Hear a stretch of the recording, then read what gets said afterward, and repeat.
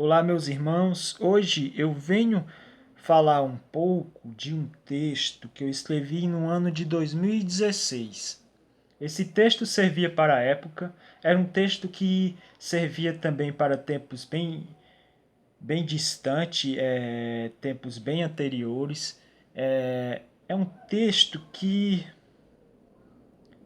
há séculos a gente tenta consertar a sociedade para que se volte para a verdade, né? Se volte para o conhecimento verdadeiro, se volte para as ideologias verdadeiras e para uma prática verdadeira. O título desse texto é Dualismo da Razão. Dualismo quer dizer uma coexistência de princípios antagônicos. Que princípios são esses?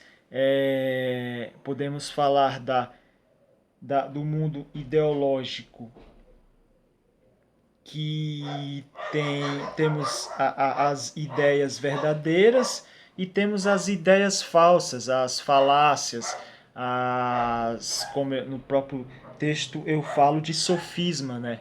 Então, essas ideias antagônicas, essas ideias que está no mundo, que está nesse mundo ideológico, que está nessa luta, nessa briga de ideias verdadeiras e ideias falsas. Como eu falei, é um texto que serviu para a época de 2016 e serve para hoje também, tendo em vista o totalitarismo e o autoritarismo que vem ganhando muita força no meio político. Um meio político que no mundo todo vem usando de tirania para impor ideias e impor o modo de proceder de cada um. Então eu vou aqui me debruçar um pouco nesse texto e vou esclarecendo algumas coisas do texto, né? Eu posso começar com o que eu falo de prevalecer a verdade. A gente vê nas Sagradas Escrituras, no Novo Testamento, no livro de João, capítulo 14, versículo 6, em que o nosso Senhor Jesus ele fala: Eu sou o caminho e a verdade e a vida. Ninguém vem ao Pai senão por mim. Mas a gente vê nesse antagonismo de seres, a gente tem o nosso Deus, temos o nosso Senhor, mas também temos nesse mundo o maligno, né? O pai da mentira, que consome a todos, que é que no texto também eu falo de pessoas que vêm consumindo a muitos por mentira. No texto eu me designava as religiões, as falsas ciências, as falsas ideologias, porque até no mundo ideológico, até no meio filosófico, no meio de sociologia, a gente se depara, até pensadores do meio de psicologia, a gente se depara com pensamentos falsos. A gente fica até se perguntando se aquilo é uma falácia daquele autor ou se é um próprio sofisma, porque é tão na cara que ele não tá junto com a razão para tá agarrado àquelas ideias dele, né? Então, como eu falei, temos nesse mundo Satanás subjugando com mentiras.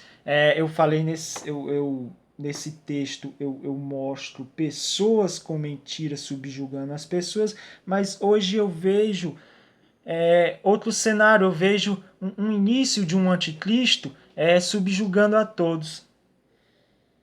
Um anticristo que ainda não se revelou, mas que já começa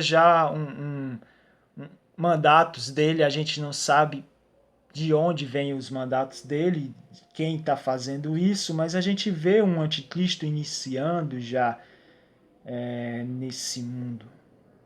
É como se tivesse uma organização em que esteja já seguindo as ordens dele, entendeu? E nesse princípio, eu até falo no texto sobre microfísica do poder. Era uma coisa que a gente via muito nessa época de 2016, no mundo, ideologias que influenciavam não só os jovens, mas a todos. E hoje o que a gente vê é ideologias que quer impor a todos, não é mais nem influenciar, é impor. Hoje a gente vê ideologias que não aceitam o contrário, e dentro dessa microfísica do poder, que é uma teoria, esse termo microfísica do poder é uma teoria de um filósofo muito conhecido chamado Michel Foucault. Esse filósofo, ele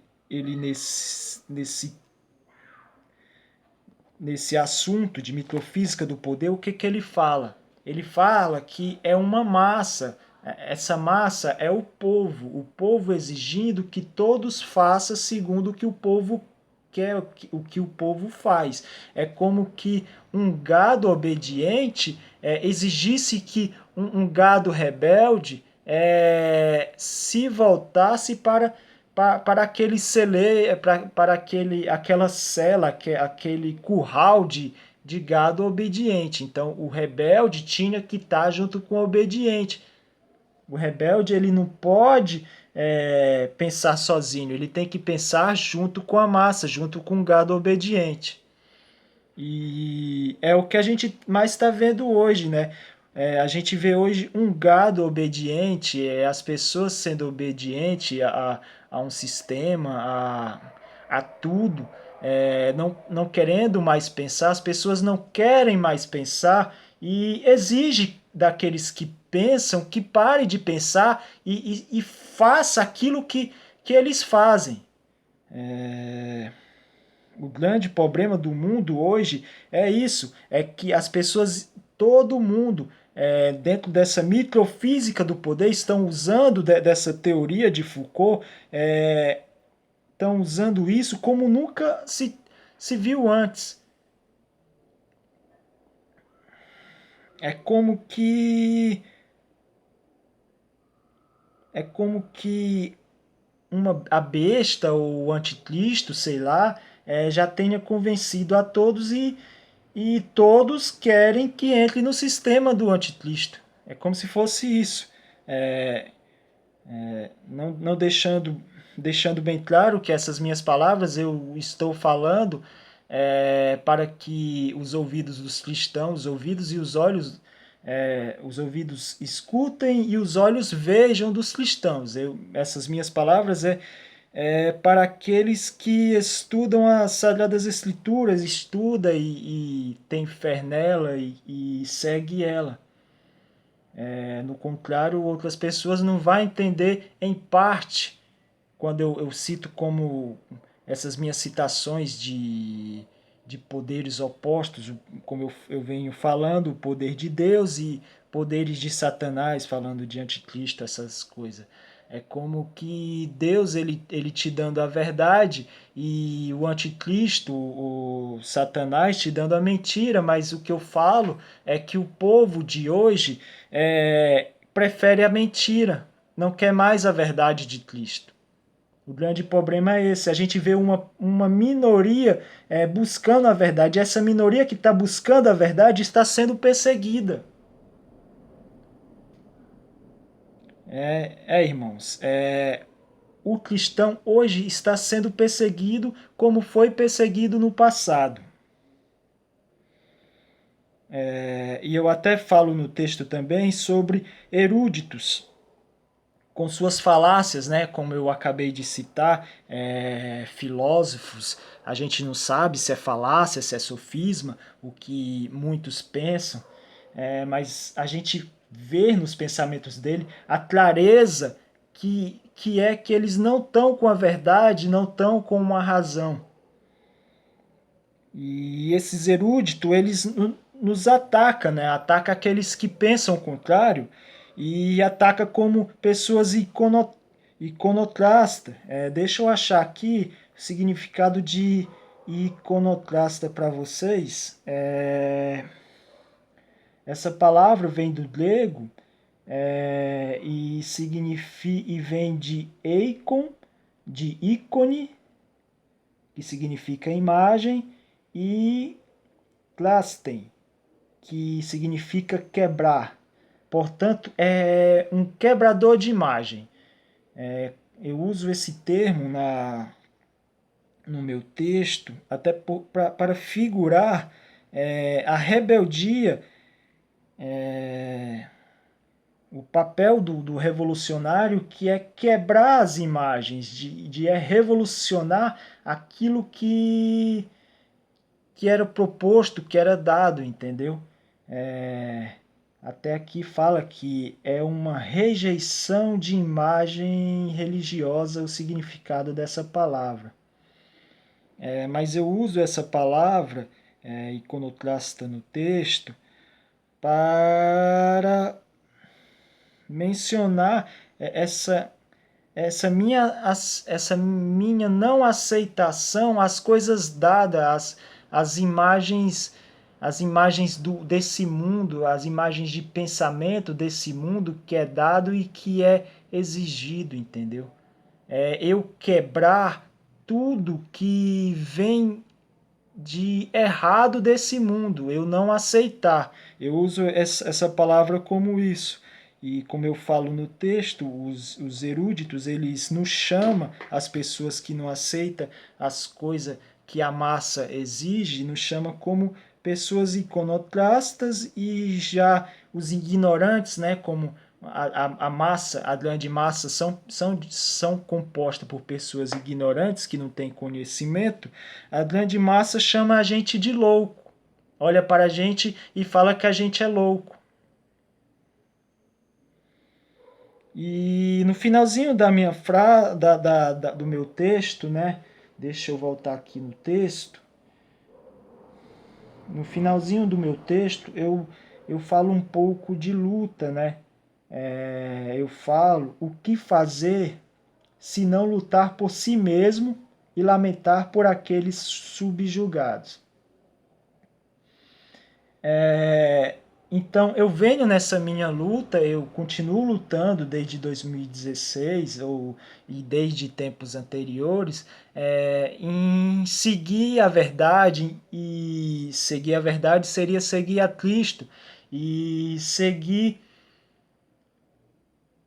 as ideias verdadeiras do mundo, seguir as filosofias certas, entendeu? Os pensamentos certos, não se deixar influenciar por coisas do mundo que pode me levar ao erro, ao engano.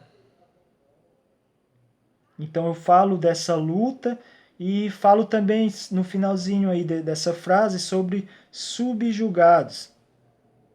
Eu posso citar como exemplo eu posso me voltar agora para o meu pensamento, como eu venho falando de anticristo, eu venho falando nessas minhas falas de cenários apocalípticos. Se eu me voltar para esse termo subjugado em cenários apocalípticos, eu me deparo com as pessoas sendo subjugadas pela besta e sendo marcado e adorando a imagem da besta. Então, eu vejo pessoas em 2016 sendo subjugado por pensamentos errados, por pessoas que queria influenciar o erro, o pensamento errado, queria ensinar o erro, a mentira. E eu vejo no futuro pessoas se voltando agora para fim dos tempos, né, se voltando para um pensamento de fim dos tempos, pessoas sendo subjugados por uma besta, subjugados também, acreditando na mentira, acreditando no anticristo.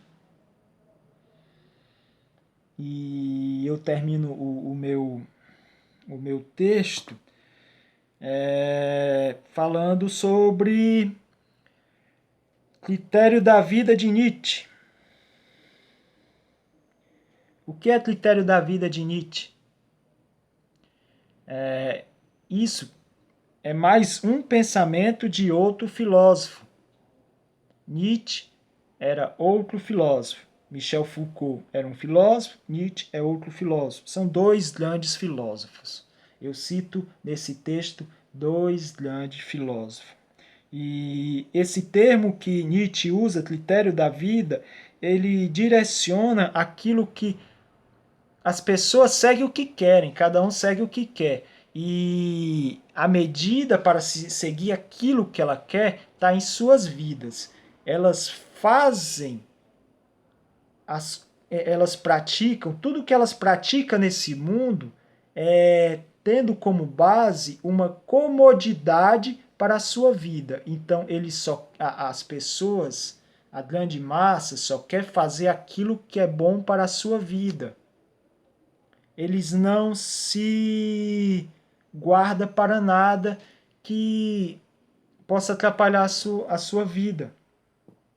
É como a gente vê muitos ensinamentos de Cristo que a gente tem que se guardar de certas coisas, se guardar do mal, de certas práticas, que para a vida, para o corpo,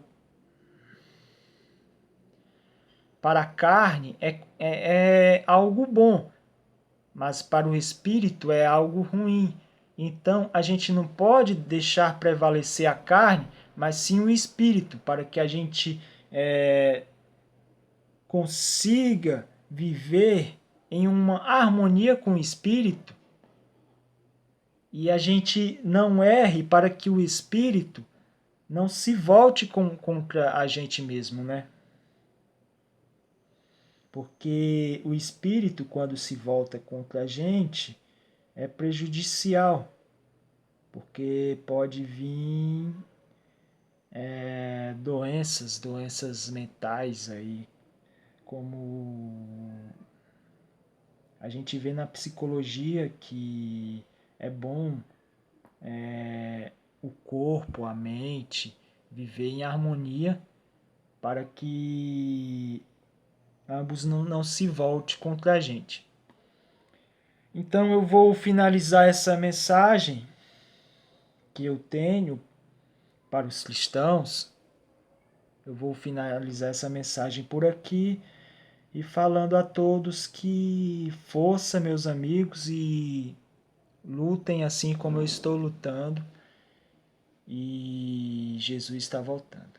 Amém.